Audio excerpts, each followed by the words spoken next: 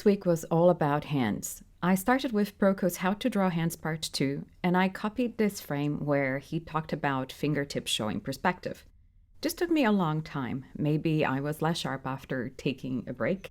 But anyway, I continued taking notes about how to make hands interesting, and then moved on to the assignment that was about adding flesh and details to the hands we had drawn for the bones assignment. Having only the bones as reference, this exercise demanded imagining a lot of the details. I had to look at my hands as well, and overall I thought this was a hard exercise, but things did get better as I continued with the exercise. The next focus was drawing hands from imagination. I took notes and copied a few frames to practice and then moved to the assignment. Draw 5 hands from imagination.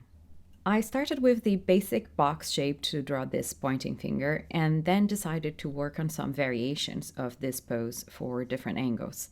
I liked working on those variations as I didn't have to think of several different poses, but also because it was useful to think about different perspectives. I started all with a box and the imagined pose, but I had to look at my hands for some details.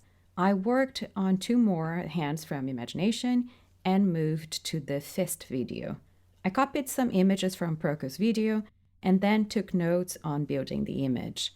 After that, I reached the last video of the series, which was about cartoon hands. And it was actually a fun video with great points about having hands being very expressive and focusing on the gesture and sometimes exaggerating it for a character. I've also drawn a few hands on my sketchbook. The color ones were attempted at a waiting room with the worst chunky crayons I've ever tried, and they were painful. It was better to dig for a color pencil from my kids and work with this purple one. Lesson learned. Bring a pencil if carrying a sketchbook. I finished this week watching Modern Day James's videos about character and the head. The last ones I couldn't find at first, but I later found them to be unlisted.